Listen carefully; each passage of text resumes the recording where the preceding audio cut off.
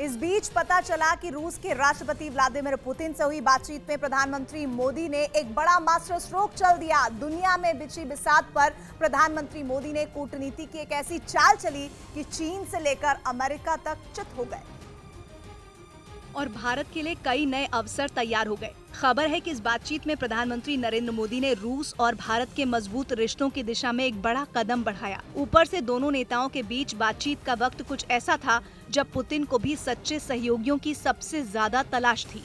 असल में नेटो की तरफ से अब तक का सबसे बड़ा बयान दिया गया था। नेटो ने शिखर वार्ता के बाद जारी बयान में कहा था कि रूस उसके लिए सबसे महत्वपूर्ण और सीधा खतरा है। ये बयान साफ कर रहा था कि दुनिया बहुत जल्द एक नई कोल्ड वॉर का सामना करने वाली है। यूक्रेन में चल रही जंग खत्म हो भी जाए, लेकिन पश्चिम से रूस की अदावत का अंत करीब नहीं है।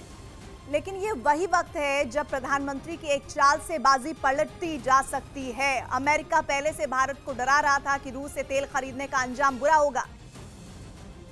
ऊपर से भारत को ये भी कहा जा रहा था कि चीन से रूस की दोस्ती खतरे की घंटी है। मतलब ये कि भारत का सबसे शरारती पड़ोसी चीन, जिस रूस का दोस्त है, उससे दोस्ती बढ़ाना फायदे का सौदा नहीं है। लेकिन न तो प्रधानमंत्री मोदी ने अमेरिका की तेल वाली चेतावनी ही सुनी और न ही चीन वाली चेतावनी पर कोई ध्यान दिया। पत्थर पर लकीर खींचने वाले प्रधानमंत्री नरेंद्र मोदी ने ऐसा मास्टर स्ट्रोक चला जिससे चीन भी चित हो गया और साथ में अमेरिका भी। पहले तो पुतिन को हर मुमकिन रणनीतिक मदद का ऐलान किया, फिर कच्चे तेल का इंपोर्ट बढ़ाने का फैसला किया और सबसे नाजुक वक्त में पुतिन को फोन कर पूरा गेम ही पलट दिया।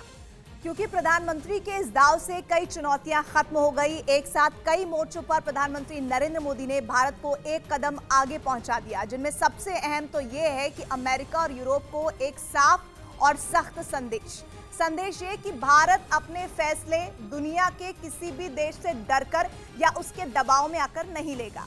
दूसरी बात ये कि भारत अपने दोस्त और दुश्मन चुनने के लिए पूरी तरह स्वतंत्र है, जिसके लिए भारत की अपनी विदेश नीति है। वो किसी ताकत से नसीहत नहीं लेने वाला है। अब सबसे अहम यह कि नाजुक वक्त में पुतिन के साथ खड़े होकर उन्होंने तय कर दिया कि भारत और रूस की दोस्ती लंबी चलने वाली है। प्रधानमंत्री के इस दाव से भारत को बड़ा कारोबारी फायदा होना तय है। सबसे अहम बात यह कि सोवियत संघ के अंत के बाद भारत और रूस के बीच व्यापार इतना कभी नहीं बढ़ा जितना पिछले कुछ महीनों में पहुंच चुका है। हालांकि इन सब के बीच भारत ने यूरोप और रूस की जंग में खुद की तटस्थ भूमिका को जारी रखा है। पुतिन से बातचीत में भी जंग का समर्थन करने वाली कोई बात नहीं कही और उससे पहले ब्रिक्स देशों के सम्मेलन में अमेरिका के खिलाफ भी कोई बयान नहीं दिया। इससे साफ हो गया कि ना तो जंग में भारत रूस के साथ है और ना ही अमेरिका के साथ।